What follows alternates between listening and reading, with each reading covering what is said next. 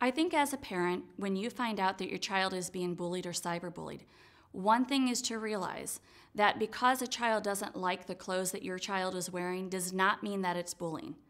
What bullying and cyberbullying are is they have to be repeated. They need to be intentional. It does not mean that when they say something, it's not hurtful. Certainly that hurts your child's feelings, and it hurts your feelings also as a parent. But make sure that you use the term properly when they're being bullied or cyberbullied, that this is something repeated. It is something that is concerning. I think when you find out, make sure if it's happening at school, make sure you document everything. Make sure that you do go and contact the school. Don't just go to a teacher.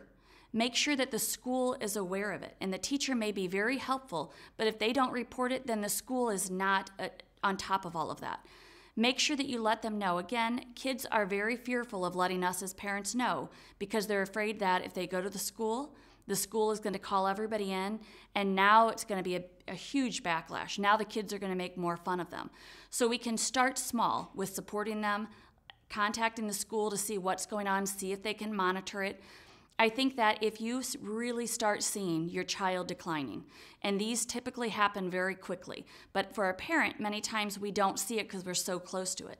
If their grades start dropping, if they don't want to do that extracurricular activity, if they're not hanging out with the same friends, if they're isolating themselves in the room, they don't want to come out for dinner, they don't want to get online, please make sure you stop and talk to them. And if they are not open and really talking to you and you're concerned, absolutely, it's seek professional advice.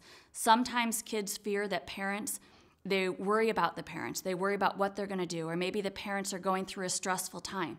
So kids are very smart, and they know, well, listen, mom and dad are upset, or maybe they're going through a divorce, so I'm not going to tell them. It's going to put more stress on them. So sometimes kids do need a place that is an independent third party that they can just tell them how they feel, and so they don't have that fear of hurting the parents' feelings. When we talk about professional help, many times in your community, maybe you don't have the professionals. And what can you do?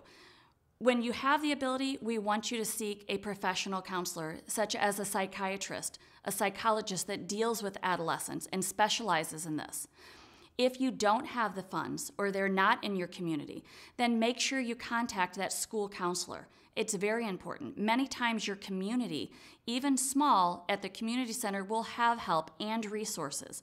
We want you to be able to go online. There are so many phenomenal resources online that will give you steps and helps and hotlines, places to call. And so we want to make sure you don't just stop at the door and say, well, I don't have the funds or the money and I can't do it. There are other places. And if one door closes and you don't get the answer that you want, you are your child's best advocate.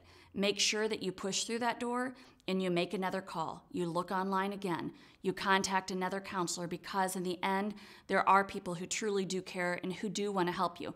And sometimes it can be those doors that you open that truly make a change in your child's life.